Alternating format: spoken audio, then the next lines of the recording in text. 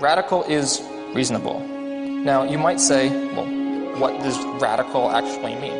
It means extreme. It means drastic. It means taking measures that are above and beyond the normal sense of life. We might call what Corporal Carpenter did as not logical, not reasonable, as radical.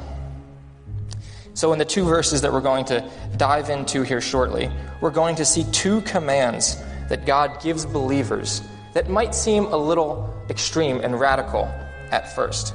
But in light of all of the truth that we've been looking at with Pastor Jerry in the mornings in Romans chapters 1 through 8 currently, and we're going to see how all of these truths play out and make these commands that we're going to see very reasonable and very practical for us that we can implement in our very lives.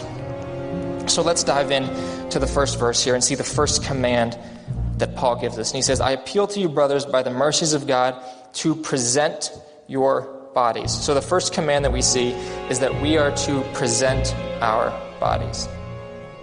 To present means to place before openly in examination. If you remember Jesus, after he was born, he was taken to the temple, and in Luke chapter 2, verses 22, it says this, and when the time came for the purification according to the law of Moses, they brought him, Jesus, up to Jerusalem to present him before the Lord. This word present literally means just to put in front of, to display as a act of giving my all to someone. It is open submission. It is thorough examination before another person.